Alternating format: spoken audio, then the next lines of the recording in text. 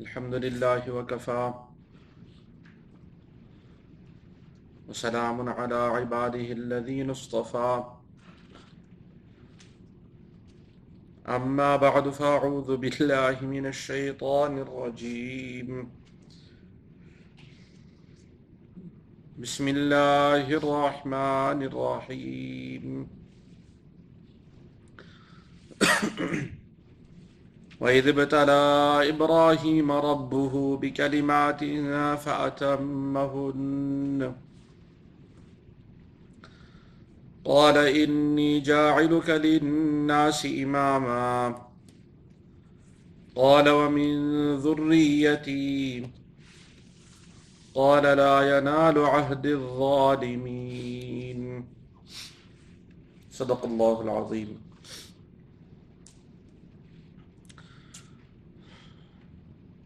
Ayat number 124 of Surat al-Baqarah. The qissa and the story of Sayyidina Ibrahim alayhi salam. It has been mentioned in quite a few places in the Quran with great details. The tests and the kind of trials that Allah subhanahu wa ta'ala tested Sayyidina Ibrahim alayhi salam with. These tests, known as bala or ibtila, they are a means of qurb ila Allah, gaining closeness to Allah subhanahu wa ta'ala. Because that is the system that Allah subhanahu wa ta'ala has put in place in this dunya, in this world. The sunnatullah, the system that Allah subhanahu wa ta'ala has put in this world is that this is a dunya, a world of sacrifice, a world of difficulties. You have to make sacrifices in this dunya. And what you sacrifice for, that will determine your success in getting that particular thing in this dunya. وَأَنْ لَيْسَ لِلْإِنسَانِ إِلَّا مَا سَعَى وَأَنَّ سَعْيَهُ سَوْفَ يُرَى. For this human being, Allah subhanahu wa ta'ala, He has created a system that for this insan, for this human being, there's nothing but what he strives for, what he makes effort for. وَأَنَّ سَعْيَهُ سَوْفَ يُرَى. And his efforts, very soon he'll see, meaning the fruits of his efforts he'll see. ثُمَّ يُجْزَاهُ الْجَزَاءَ الْأَوْفَى. That everyone is recompensed in full. For those who strive for this dunya, for this world, so they get something from this dunya, something from this world. But for those who strive to get the pleasure of Allah subhanahu wa ta'ala, for the life of the hereafter, so Allah subhanahu wa ta'ala gives them increase in their efforts and accepts the best of their efforts from them. That is why the Anbiya alayhimus salam, the prophets and messengers that were sent by Allah subhanahu wa ta'ala, they were tested also. And they were tested with their aqwam, they were tested with their nations, they were tested with the people around them. Different kinds of tests they were put through. Various types of bala and ibtila they were put through. And the Anbiya alayhimus salam, they came out successful. Allah subhanahu wa ta'ala created this system so that we may understand the value of hidayah and guidance, the value of the deen of Islam. It is human nature, it is our nature, that many a times we understand the value of something based on those who are working for it or those who have it. We understand the value of education because we understand that very intelligent and smart people get the highest degrees. We understand the value of certain products because wealthy people have those products, even though those products may not even be of that standard. And you take vehicles, or you take phones, or you take whatever it might be, If you see the wealthy people, they have it, so now people give it value. And this is the system in this world, that many a times we understand the value of something based on what value we give to those who have it or those who work for it. Everyone is in this dunya has their own everyone in this dunya, everyone in this world, they have their own perception of what is success. And when they see that their perception of success, who they deem to be successful, when that person, he dresses a certain way, he lives his life in a certain way, so that lifestyle is also then given value by us as human beings. This is the nature of insan, this is the nature of us human beings. So Allah subhanahu wa ta'ala made it very clear that when it comes to success in the akhirah, then to have success in the akhirah, you must have the deen of Islam and you must have iman and belief. And with that iman and belief, you must do righteous a'mal. Then you will have success in the akhirah. And this is so valuable, this hidayah, this guidance, which is a combination of Islam and iman and a'mal salihah, the righteous deeds. This is so valuable, this hidayah, that Allah subhanahu wa ta'ala created the most successful of His creation, the Anbiya alayhimus salam, and made them strive for it, made them work for it, so that we may understand the value of this deen of Islam, of this hidayah, of this guidance. Amongst the Anbiya alayhimus salam, the prophets and messengers, the Rusul, there are various categories. As believers, we believe in all of them. We don't make any difference. لا نفرق بين أحد من رسله. We don't make any distinction between any of the prophets and messengers. Yes, obviously we follow the sunnah of Rasulullah sallallahu alayhi wasallam, and we have accepted him as Imam al-Anbiya, the leader of the prophets and messengers. When it comes to all of the other Anbiya alayhimus salam, so we hold all of them as being very great, the greatest of human beings. Allah subhanahu wa ta'ala has given them different status, but that status He has given. The highest status that was ever given to the Anbiya alayhimus salam and the Rusul, the messengers, was a category known as Ulul Azmi min al-Rusul. The Ulul Azm, Allah subhanahu wa ta'ala even commands Rasulullah sallallahu alayhi wa sallam in the Quran, فَاصْبِرْ كَمَا صَبَرَ أُولُو الْعَزْمِ مِنَ الرُّسُلِ, that you be patient and persevere as the Ulul Azm min al-Rusul persevered.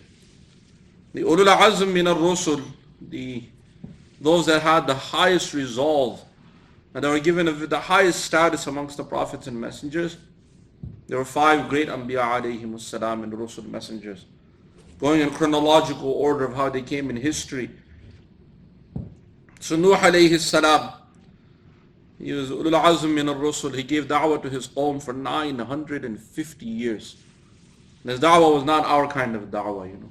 Nowadays, our advertisements is very different than the struggle and efforts that people made back then. Nowadays, you only make one ad and you can play it 1,000,000 times. So you can show it to so many viewers. That time, they used to go person to person. The Anbiya alayhimus salam, they made such an effort. So Nuh alayhi salam, for 950 years, he was giving da'wah to his qawm, giving da'wah to his nation. You can imagine what kind of sabr, what kind of patience and perseverance he had. Then in the case of Sayyidina Ibrahim alayhi salam, the second of the Ulul Azm min al-Rusul, and inshallah we'll go over his qissa, his story, how he persevered and what kind of conditions he was put through and he faced. Then the third Ulul Azm min al-Rusul, Sayyidina Musa alayhi salam. He had first and foremost to deal with Fir'aun and the people of Fir'aun. And after Fir'aun was destroyed, so then Musa alayhi salam had to deal with his own qawm, the Bani Israel. For a very long time, they gave him so much difficulty. And there was a lot of psychological stress. And even they threatened him so many times. So much difficulty he went through that he faced with his people and his qawm. And the fourth of the Ulul Azm min al-Rusul, Sayyidina Isa alayhi salam, where how many accusations the Bani Israel gave against him. From the time he was born all the way till the time he was raised up to the heavens. And even now, how many accusations they make against him that na'udhu billah, or they give titles, strange titles to him. Now the whole Christians, they consider him as part of godhood. Some even worship him. Whatever strange aqeedah they have made about him. And you can imagine what kind of difficulty it causes a person when someone makes such a grand lie about someone. But Sayyidina Isa alayhi salam, he also made great effort in trying to invite the people to the truth. And then again, come in chronological order, the case of Rasulullah sallallahu alayhi wasallam, that he was sent for all of mankind till the day of judgment. So what kind of effort he had to make in just those 23 years he was given a chance in the mission of his nubuwwah, of his prophethood. So the seerah is very, very clear. So coming to this, the qissa in the story of Sayyidina Ibrahim alayhi salam, he was born at a time when people were worshipping idols. Idol worship has a very, very strange and unique history. This idol worship, how these idols were made. There are a few things that came about when people started worshipping idols. When you go back historically, how it started. First from the time of Sayyidina Nuh alayhi salam, and then coming to this time of Sayyidina Ibrahim alayhi salam. There are two famous historical systems or stories related to how idol worship started. One is the time of Sayyidina Nuh alayhi salam. His qissa is amazing because there are many elements in that qissa, in that story, that many a times we find in our time and age also. The same in the case of the qissa of Sayyidina Ibrahim alayhi salam. So come to shirk, how shirk, idol worship started, and how shirk came about. Allah subhanahu wa ta'ala, He sent Adam alayhi salam to this dunya, to this world. And Allah subhanahu wa ta'ala gave Adam alayhi salam many children. His children were all born in pairs. They were all twins. One boy, one girl. All of them were born like this. One boy, one girl. They were born as twins, or say pairs. And he was given 120 children. 60 boys, 60 girls. This is one riwayah. Because that was the beginning of humanity. There were no other human beings at that time. So the number may be more than that, Allahu Alam, but at least the very beginning of mankind. And Allah subhanahu wa ta'ala gave Adam alayhi salam one hukum, that the pair that are born together, the twins, they will be considered family. Their relationship with the next set of twins before or after them is not the relationship of a family. Do you understand? Here we have siblings. There, their only sibling was the sibling born with them. That's it. The others were not even considered mahram to them. So Allah subhanahu wa ta'ala allowed one pair to marry into another pair, and like this humanity extended. So yes, when we say brother, we might literally mean it. Okay? We're related somewhere along the way. All of us human beings, eventually, going back. It so happened that Allah subhanahu wa ta'ala, when He gave this hukum, this command, there's a famous story of Habil and Qabil, the two sons of Adam alayhi salam, and there was a dispute between them.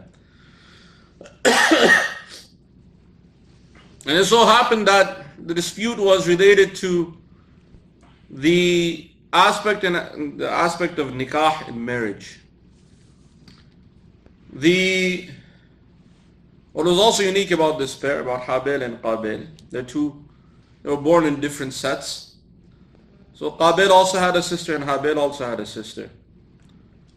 And what was amazing was that one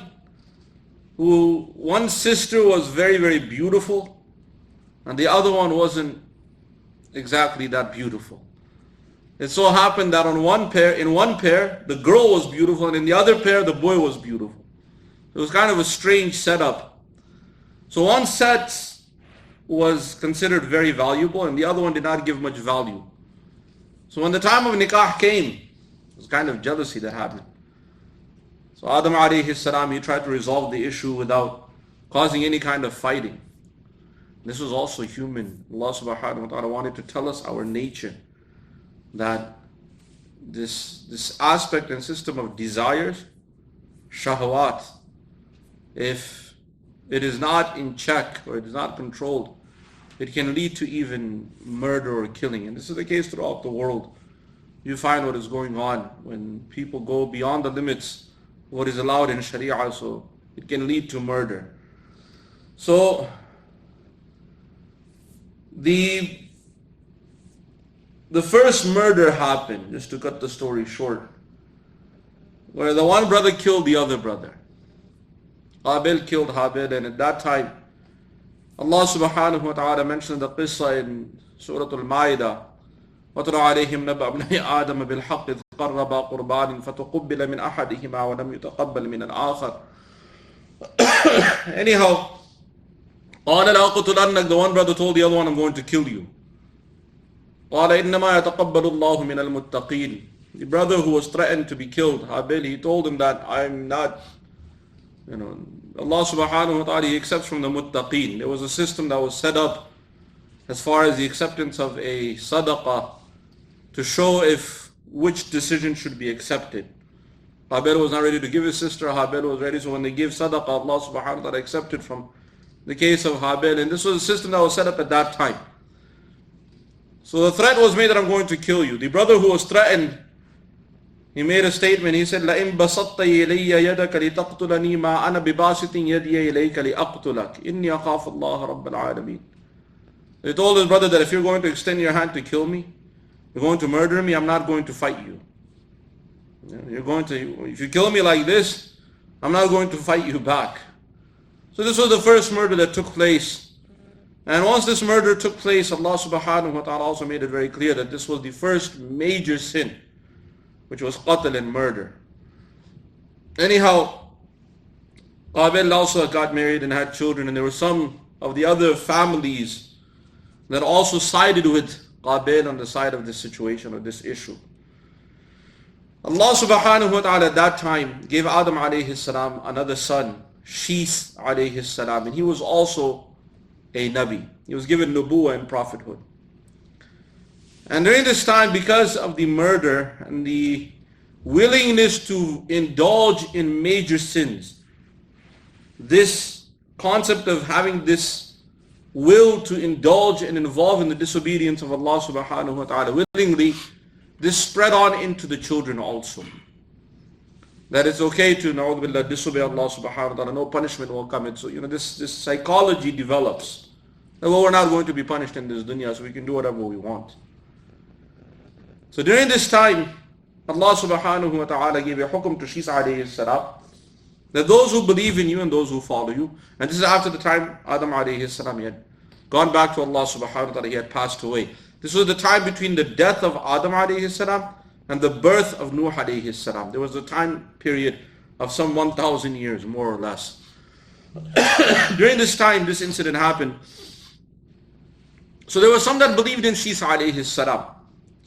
And those who believed in Shis alayhi salam and adopted the law of Adam that was given to Adam alayhi salam, they were told to isolate themselves and remove themselves from those that do not believe or that are willing to disobey Allah subhanahu wa ta'ala. So a system of isolation took place.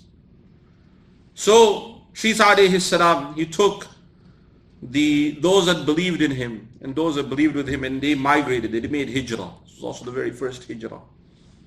They moved out to some mountainous area far away from the other group. Now, during this time, Shaitan, he came to those who disobeyed Allah subhanahu wa ta'ala and who were involving in the disobedience of Allah subhanahu wa ta'ala, had this willingness to involve. And he told them that, I can tell you, or I can show you how you can also have a kind of tranquility. Because this group realized that those who believed in Shis alayhi salam, they had a system of sakina, this deen of Allah subhanahu wa ta'ala, this Islam. It has a very unique system of sakina, of tranquility. This tatma'innul qulub, itminan of the hearts, this calmness. It comes with the dhikr of Allah subhanahu wa ta'ala, or it comes in these kind of halaqat. See, mashallah, all of you are sitting here. You had a very busy, long day. But you're sitting here, mashallah, and how you feel, comfortable. Huh? There's this, for lack of better words, they say Hakuna Matata, worry-free philosophy. There's a calmness, but this comes in these kind of halaqat, in these kind of gatherings. Rasulullah sallallahu alayhi wasallam told us, إِلَّا نَزْلَتْ عَلَيْهِمُ السَّكِينَةِ. So the sakina used to come for those who believe in Allah subhanahu wa ta'ala. So some of those that were in the other group, they kind of started having inclination to go back to guidance. Because how much stress a person can handle. When you don't have sakina, you don't have peace of mind. Sometimes the world becomes very stressful. So Shaitan came to them and he said, I can tell you, or I can show you, how you can also be stress-free. And during this time, Allah subhanahu wa ta'ala tells us in the ayat of Surah Al-Isra or Surah Bani Israel, this surah has two names, Al-Isra and Bani Israel, that when Shaitan, he disobeyed Allah subhanahu wa ta'ala and he refused to do sajda to Adam alayhi salam. So he made an oath with Allah subhanahu wa ta'ala that I'm going to mislead mankind. And Allah subhanahu wa ta'ala gave Shaitan a chance that you go ahead, but you will not be able to mislead my righteous servants. إِلَّا عِبَادَكَ مِنْهُمُ الْمُخْلَصُونَ. Even Iblis, he admitted that I will not be able to mislead your righteous servants, those that are sincere. But Iblis, or Shaitan, he was given a full chance to make whatever effort he could in mankind. And in those ayat of Surah Al-Isra or Bani Israel, Shaitan is addressed. وَاسْتَفْزِزْ مَنِ اسْتَطَعْتَ مِنْهُمْ بِصَوْتِكَ. You go ahead and make every effort to mislead them, to make them slip, take them away from the path. بِصَوْتِكَ, with your voice. And the voice of Shaitan, he was kind of teaching the people how to start having sing-song, or how to have songs. And also he was making these sounds, these funny sounds that they make in the music. So Shaitan, he started this. He started out with the group that were in the disobedience of Allah subhanahu wa ta'ala. And this is also a trick that Shaitan uses in some of his whispers.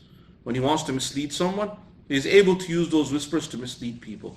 So this was the very early the very early days of how Shaitan started misleading mankind even further away. And we human beings, we have this system that this kind of rhythmic tones or tunes, these rhythmic tunes and also the rhythmic tones of speech, it does give a kind of soothing feeling to the body. So this Shaitan also extracted that from the dhikr of Allah subhanahu wa ta'ala. Dhikr of Allah subhanahu wa ta'ala is done in a very unique rhythm. Every dhikr you do, it has its own rhythm. Of course, we just do dhikr to get over with. Then subhanallah, subhanallah, subhanallah, subhanallah. No, dhikr has to calm down. It has its own rhythm. It has its own beauty. Sometimes we do it so fast, we don't even say the words properly. La ilaha illallah, la ilaha illallah, la ilaha illallah. What effect are you going to get from it? Just take it easy. Sayyidina Ali radiallahu anhu, he came to Rasulullah sallallahu alayhi wa sallam and he asked, how should I do dhikr? So Rasulullah sallallahu alayhi wa sallam sat him down and showed him, say, La ilaha illallah, La ilaha illallah, La ilaha illallah. If it's done properly, it can have a profound impact. We're just trying to get over with it. It has profound impact. It is done properly. May Allah subhanahu wa ta'ala give us understanding. So Shaitan, he got also from this at that time, the time of Adam alayhi salam. He realized that, human beings in rhythmic form, he can mislead them better. So he started teaching the people these kind of rhythms. And you know what? We human beings, we can take things 10 steps further than what Shaitan can even do. This human capacity, So Shaitan only showed one system, and everybody started coming up with their own ways, We humans were given a chance how far we can go, how many things we can come up with. So everybody started coming up with their own tune and tone, or whatever you want to call it. And now Shaitan, he said, this is the way to mislead them. So he came in the form of an old man, wise old man. He said, what if we share one another's, I don't know what you call it, songs or tunes or whatever. We share it, and whoever's tune is the best, we also give them a prize. And we'll do this every week. And what day did Shaitan choose? Saturday. Especially Saturday night. That is why Saturday is an off day, or at least Sunday is off day. So everybody on Saturday night, we know where everybody's headed. May Allah subhanahu wa ta'ala keep us on hidayah. And this is not something new. Don't think only in America Saturday. No, it is from back then. So Shaitan, he chose this day and he started with this day. And they all used to gather, those who are in the disobedience of Allah subhanahu wa ta'ala. They used to gather and they used to start having songs and tunes. And then Shaitan started teaching people also basic forms of dance and movement. And the reason I'm getting to this is because this is how Shaitan, he misleads people. This is how we say the invention of music, this is where it started from. So Shaitan, he started using this music also first and foremost to distract people. And now they had this one day fixed. And everyone used to come on that night and everyone used to have whatever tones or tunes or whatever they had, and they used to use this and make the movements also with their dance. Then Shaitan went to the group of believers, especially the youth, especially the boys of the youth. Because as I told you, one group had handsome men and the other group had beautiful women. So the beautiful women were in the group that were already isolated. When on this side there were handsome youth, Shaitan came to the youth and he told them, he said, you have no idea what kind of fun that other group is having, Because they used to hear something coming from there, they didn't know what it was. So, curiosity killed the cat. Well, in this case, Shaitan uses that curiosity and he brought the youth, those that, youthful age. So they came and they started watching and they were seeing the women dancing and seeing the music, and that also had an effect on them. And this is how Shaitan started misleading mankind and taking mankind on a very, very dark path. So this was some of the very early tricks of Shaitan as to how Shaitan misled people. People get into the debate of music being halal. There's also halal music and there's also haram music. Just make one thing very clear. The music of today, the industry, or the music industry, whatever is in this music industry, almost all of that is haram. They'll be very clear. Okay, there were some specific types of instruments. There at the time of Rasulullah sallallahu alayhi wa sallam, some of the Sahaba used to have the duff. Generally it was played by little girls. It was just a duff, very simple instrument. And even that, the wordings that were used were a type of naat or nasheed, which is generally used to the hamd of Allah subhanahu wa ta'ala, the praise of Allah subhanahu wa ta'ala, or saying certain types of durood, saying durood on Rasulullah sallallahu alayhi wa sallam. Those are praises of Allah subhanahu wa ta'ala, or a kind of praise of Rasulullah sallallahu alayhi wa sallam. It was done with the duff. And I can guarantee you, 90 or 95% of whatever is in the industry has nothing to do with Islam. Let alone being halal is far-fetched. Even the non-Muslims, those who are religious from the Christians and the Jews, they don't let their children listen to this, whatever is in this industry, to all this filth and this trash. That's why we should be very, very careful how Shaitan takes us, what path he takes us on. Inshallah, we stop here. This is the very early stages of how then shirk started. We're getting into the shirk point. That'll be next, inshallah. May Allah subhanahu wa ta'ala give us understanding. This is just the introduction to the story of Ibrahim alayhi salam. Inshallah, hopefully we will mention the story of Ibrahim alayhi salam before the month of Ramadan. I'm sure we have time.